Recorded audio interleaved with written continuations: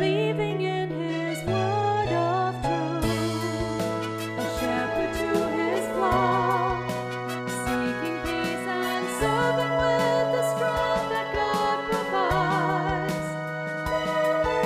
And with the crown of glory He'll impart from a pastor's heart. Hello and welcome to Friday's edition of The Pastor's Heart. So glad that you could join us. We are about to wrap up a great week of teaching. We're going to make this available online through our YouTube channel, so go look for it because it's so important that you get all of it. If this is your first day to join with us on this, please go look for it online. If you can't find it, call the station. We'll help you find it. But it's good teaching on Holy Spirit and His role in the New Testament church. Can't wait to wrap this up. But as always, we do like to mention our prayer request line. We're going to call it now a prayer request praise report line. 478-474-3986. That number is going to come up frequently.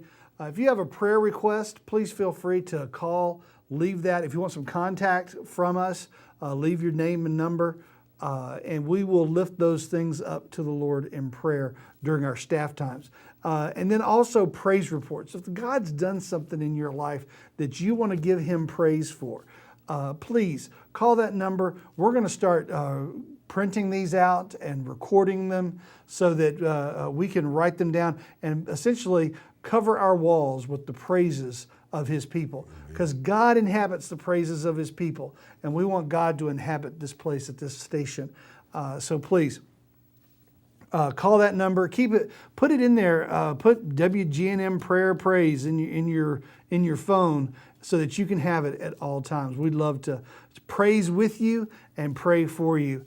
Don't forget too, we're also mentioning our new Wineskins Fund to help us transition to high definition television. You can see the different cameras that we're using, the different angles that we're able to do now because of the new Wineskins Fund and your faithful giving. So please, that's something we need to do. We need to play. We're playing catch up right now, and it's time. We shouldn't be playing catch up. We should be ahead. We should be leading the charge. Amen. So I know I've got churches ready to go high def. I could call them on a Monday, and we could have high def programming by that Sunday, and it would be great. But we've got to have the equipment to do it. Several things that we need. We need some air conditioning units. We need some switching gear are the first steps, but we've got a whole master control room that needs to be changed out. And we're talking like $100,000, $200,000 worth of stuff that we need to do total. So, there's a lot to do. And some of you may have the money. Some of you could stroke a $200,000 check right now. Oh, yeah. Not all of you can. And, you can't give what you don't have. So, if you don't have all that, sometimes the Lord is not calling you to meet the whole need, but just part of it. So New Wineskins Fund, just mail a check or money order to WGNM TV, Suite 364, 5962 Zebulon Road, Macon, Georgia 31210. Again, that is not the physical location of the station. That is our mailbox company that we use for safe delivery of checks and packages and whatnot. Our guest this week is Bishop Alfonso Wesley from Spirit of Life in Macon, 4505 Mercer University Boulevard. I'm going to give the website so we can go ahead and get into what we've got for today. Spiritoflife.info. The rest of their contact information will come up on the screen so that you can contact them about service times and whatnot. Great church. You'll be taught the word there. You'll be loved on. The presence of the Lord is there. And you'll be glad that if you're looking for a church home, please check them out. All right. You ready to wrap this up? Wow, I don't know if I'm having so much fun. I don't know if I want to wrap it up. Hallelujah. Praise God. But no, it's been an awesome week, and thank you for inviting us to be on this Pastor Hart program. And we pray that this has been a blessing to people. We're not trying to be controversial. If you have any questions, because this is a controversial subject, the Holy Spirit and the New Testament church, and we need to you know, we need to grow in our understanding of the Holy Spirit. You know, in my hometown, there was a theological seminary there, and being a pastor, I had access to the library. So I go into the library, I'm looking for stuff on the Holy Spirit, and I noticed they had books about Moses that took 2 shells. They had books about St. Augustine filled a whole row of shells, and books of Jesus, 3-4 shells. And then I get to the Holy Spirit, it was probably about a 3-foot shelf of books. And it hit me. Is this all we know about the Holy Spirit? We got books on man that's filling this whole library. But when we come to the third person of the Godhead, we just got a small section. Church, it's time that we begin to know who the Holy Spirit is. He is not a it. Amen. Amen. And he is not a thing. Mm-hmm. He's a person. You just can't see him. You can feel him. You can hear him. He has a personality, and he's not always a gentleman as you think, because he'll knock the devil down when he has to. The Bible says when the enemy comes in like a flood, the Holy Spirit will raise up a standard against him. Amen. He's not afraid of the devil, and neither should you be. And just getting to know his moods. He has different moods. Sometimes he comes sweet. Sometimes he comes strong. Sometimes he'll come and correct you softly. Sometimes he'll correct you strongly.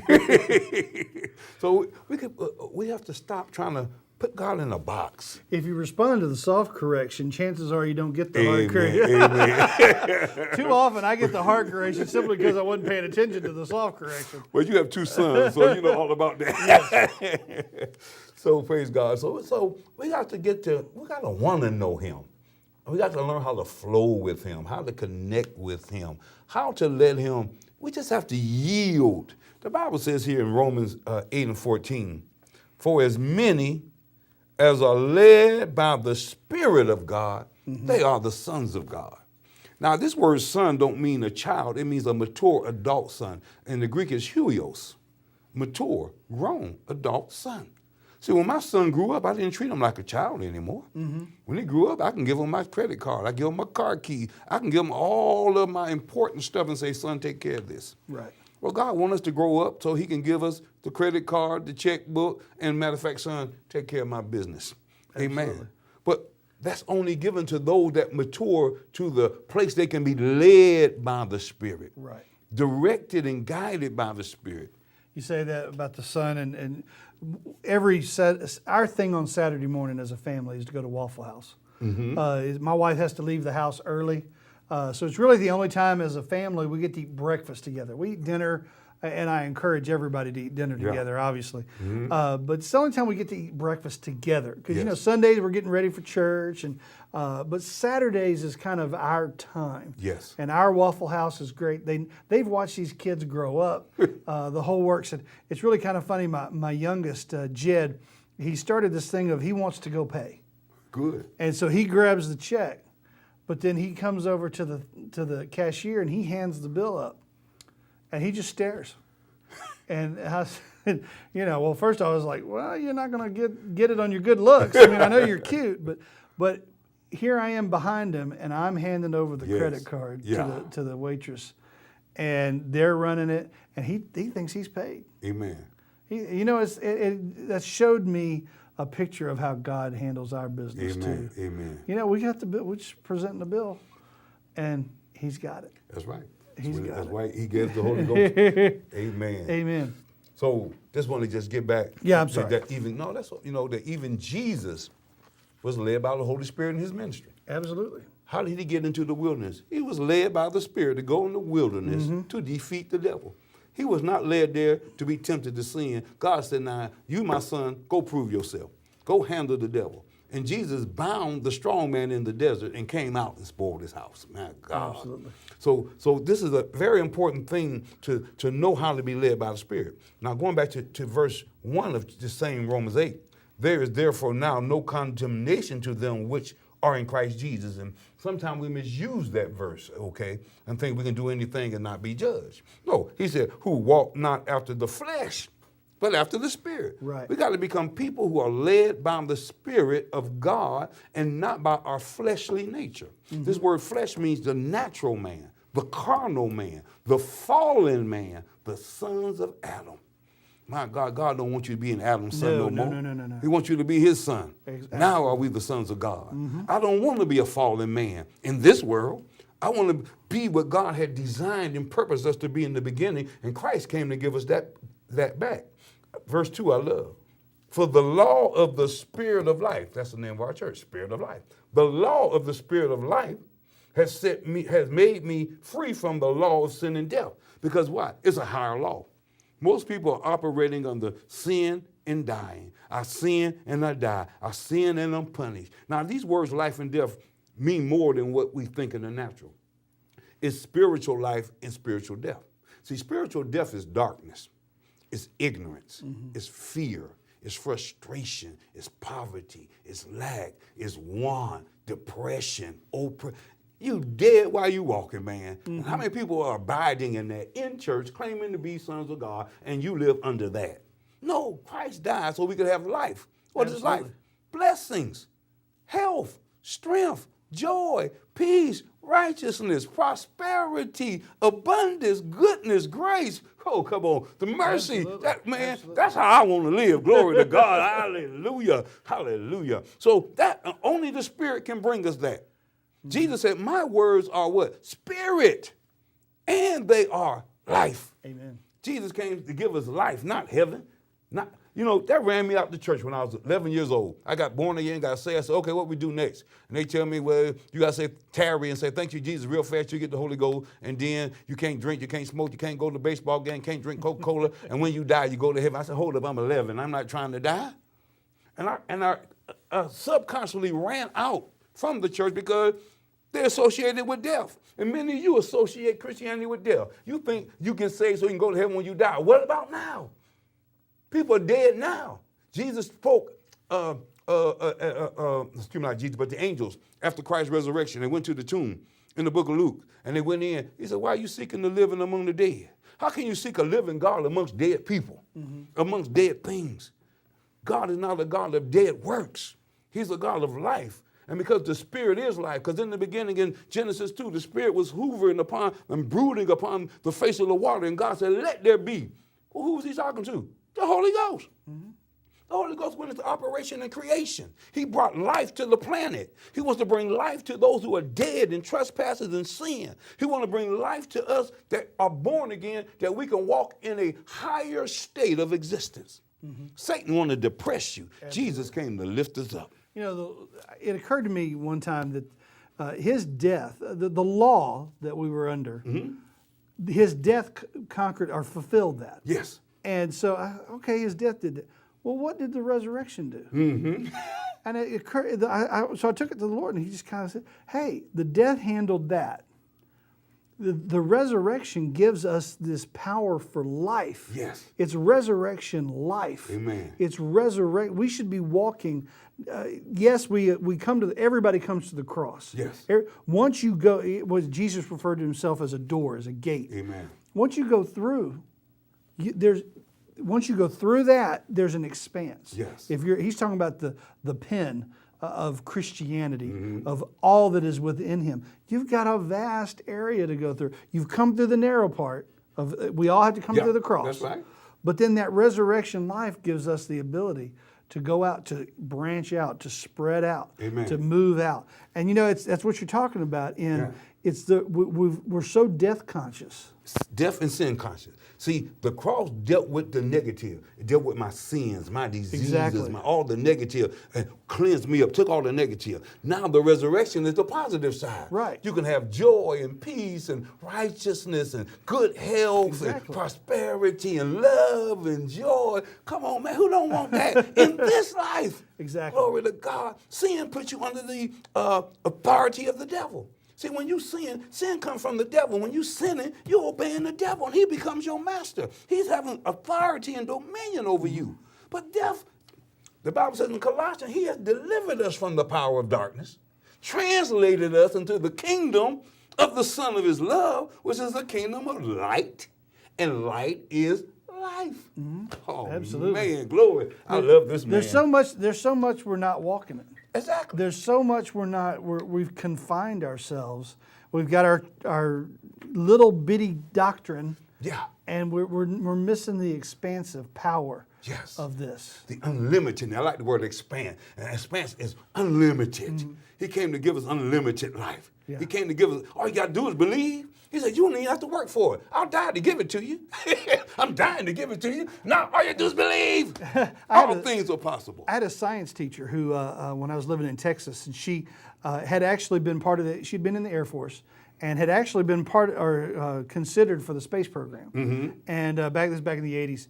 And so somebody asked her one time, they said, well, do you really think God wants us, out in space? And she says, you know what? I think he does. Amen. And they said, why? She says, he made such a vast area.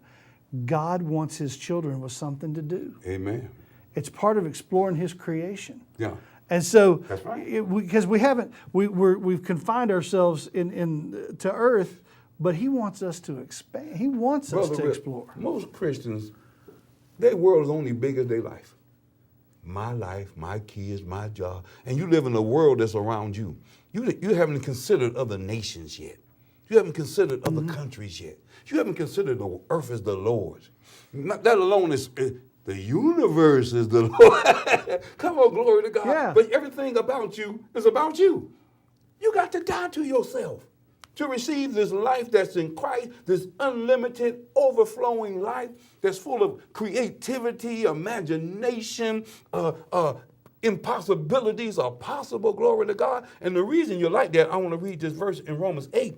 It says here, for they that are after the flesh do mind the things of the flesh. See, those that have a natural perspective only care about natural stuff. We go to church to get a car. I can get a car without going to church. I had a car before I was saved. I had a good job before I was saved. I had good health before I was saved. And we come to church for all these natural things. That proves you are a carnal man and a natural man, and your mind is on natural stuff. But he said, but they that are after or born of the Spirit, their mind is on spiritual things. Seek those things that are above, where Christ sitteth on the right hand of God. Set your mind, set your affections on things above, not things on the earth. Seek ye first what? The kingdom. Exactly. And everything else he said, look, I'll give it to you. Why? Because it's in the kingdom. Exactly. In this kingdom, there's houses, there's cars, there's money, there's gold, there's silver, there's jewelry.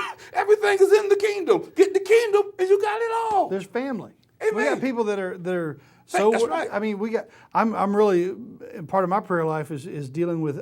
I want this station to be part of. We're going to stand with people for household salvations. Amen. We get so many calls with people who the sons aren't living right, daughters aren't living right.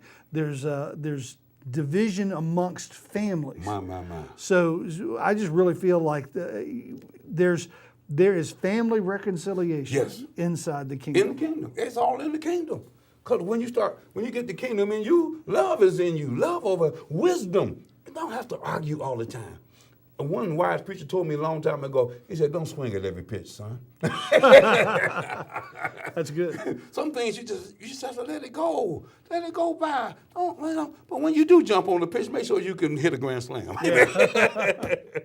Praise God. But look at this, it said, for to be carnally minded is death.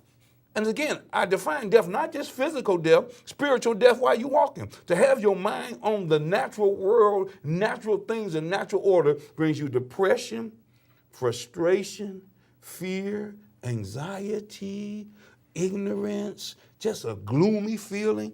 Well, that's death. Because what? You haven't tapped into the Creator. You haven't received the Spirit that brings us life. Amen. Glory to God. Absolutely. Hallelujah. But he said, but to be spiritually minded is life. Ooh, I love that. And peace. You out there watching.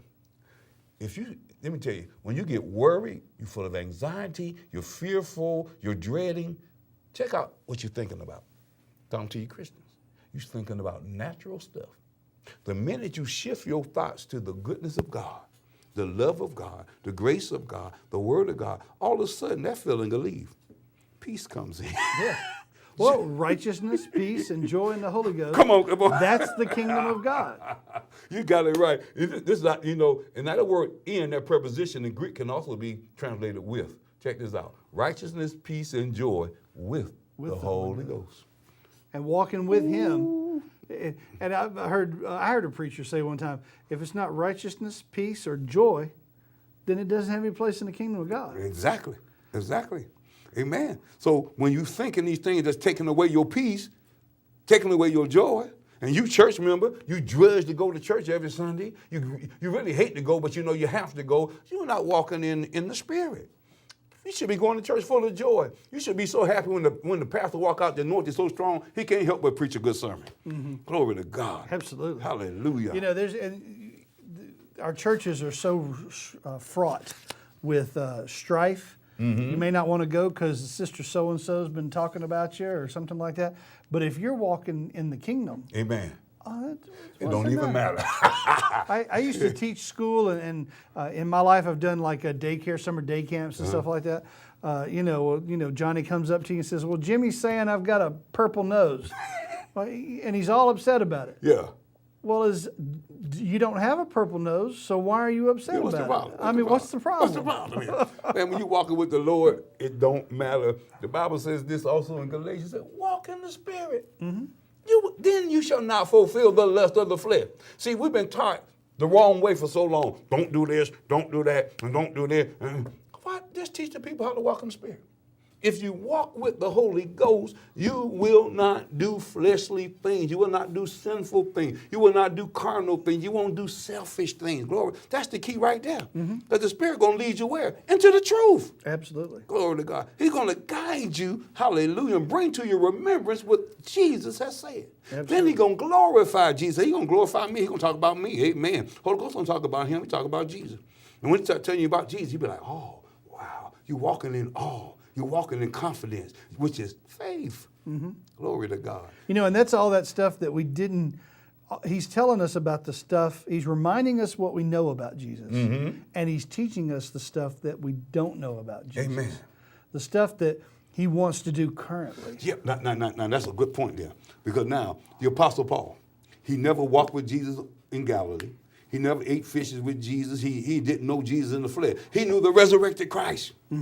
He knew him after his crucifixion. And he said, that I might know him. How? Through the Holy Ghost. And the power of his resurrection. Glory to God. He did more work than all of them. You know, one of my favorite questions too there's a broad segment. Oh, well, Holy Spirit's not speaking to anybody nowadays. We're not talking. And I'm just like, that brings me up. And I hear ministers saying this. Ooh, shame. And Shame on them. And so I go to them and I say, because it's all about the Word. It's all about the Word. And so I say, okay, you're in the ministry. Show me where chapter and verse where you, Reverend John Doe, were called into the ministry. Where is that? That's right. Where does it Amen. say Amen. that Reverend John Doe will be the pastor of XYZ Church? You can't find it in the Word. Amen. So why are you doing it? Exactly. That's a good If point. you weren't called by the Holy Spirit, Amen. He must still be speaking. Amen. It's a scripture in Isaiah about Christ that he was sent by the Holy Spirit. Okay? We just talked about Acts chapter 13. Barnabas and Saul was sent by the Holy Ghost. Jesus was led by the Holy Spirit. Led him into the desert, led him out. Amen. And, and somebody said, I can't remember who it was I've been listening to, that said, Jesus' whole ministry he is the Son of God, don't get me wrong. But when he was here on earth, he was showing us what we could be like following. He was giving us, he wasn't saying, this is how you do it as the Son of God. He was saying, this is how you are going to do it with the Holy Spirit. You're exactly right. He was a prototype. Yes. If you read in Romans 8:29, whom God foreknew, he predestined us to be conformed to the image of his Son, that he might be the first of many brethren. The Bible says in 1 Corinthians 15, as we have borne the image of the earthly, which was Adam, so shall we bear the image of the heavenly. He didn't mean after we die. He meant now. Yes. Glory to God. And the early church did it so well, they were called little Christ. Amen. The Christians. Exactly. They said they're just like Just like this Christ. Yeah. Amen. That's what we're supposed to be. And it says in Romans 8 that creation is waiting for the manifestation or the revealing of these sons who are just like the first one. And if any man be in Christ, he is a new what? Creation or creature. New creature. Amen. What's the new creature look like? Christ. All right, now we only got 3 minutes left. We got to wrap this up somehow. Well, you figured it out. I was about to throw it to you. I tell you what, there's a lot of little. We just need to take all these little threads that we've left Yes, sir. and tie it up. Why don't you just take this couple of minutes and just you talk to the people, talk to pastors, people, churches, whatever we need to do. Let's just speak these things out over Middle Georgia. Amen. Praise God. Whew, glory. I feel the anointing. I feel His presence. And I feel His power. And I want to release that power to you right now, you that's watching by TV. I release the power of the Holy Ghost in your life. I break every chain of the devil that's been trying to bind you and to hold you down. I bind the strong man in the name of Jesus Christ and with the power of the Holy Ghost. And I set you free from sickness, disease, sin, poverty, lack, and want. And I release you to be a son of God. I release you to walk in authority, to walk in dominion, to walk in the love and the grace of Jesus Christ. From this day forward, glory to God, I declare your life, your family, your home, your ministry, your church, and Macon and Central Georgia, woo, glory to God, will never be the same in Jesus' name. Amen. Amen. I tell you what, and there's something about, of course, our ministry is not only to reach people, the unsaved, but also to encourage the body of Christ. Amen. And, I'm just sensing right now that some people are so bound up and they see churches that have life. Yes. They see churches that are operating in the power of the Holy Spirit, flowing with the Holy Spirit, and you don't see it in your church. And I'm going to reiterate something, I think I said it yesterday, about if you are desiring this, you need to talk to the Lord about whether or not you are an agent of change or you need to be an agent of move, if that's a word. And we're not about stealing people and stuff like that.